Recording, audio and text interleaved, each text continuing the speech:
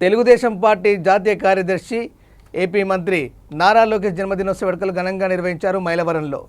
మైలవరం కార్యాలయంలో శుక్రవారం ఘనంగా చేపట్టారు పుట్టినరోజు వేడుకలు.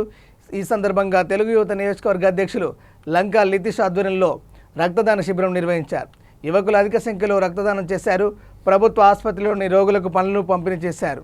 కూటమి కుటుంబ సభ్యులందరికీ నమస్కారం.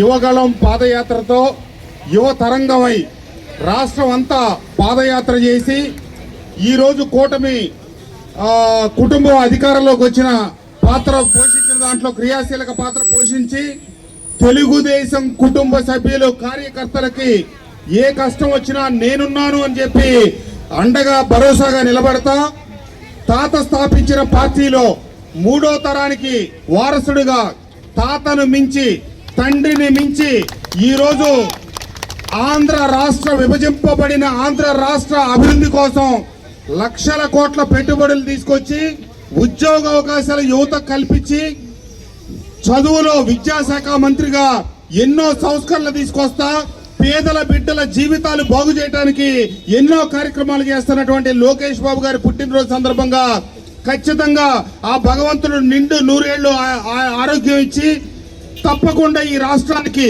రాబోయే రోజుల్లో భారతదేశంలో అత్యంత ప్రభావవంతమైన ప్రతిభాశీలవంతమైన నాయకుల్లో ఒకటిగా ఎదిగాడు కాబట్టి ఖచ్చితంగా రాబోయే భారతానికి నాయకత్వం వహించే ఒక నాయకులు అవుతారు అని చెప్పి ఆకాంక్షిస్తూ నిండా నూరేళ్లు ఆ భగవంతుడు ఆయుష్ అందజేయాలని చెప్పి ఆ భగవంతుడు కోరుకుంటూ మరొకసారి లోకేష్ బాబు గారి నాయకత్వం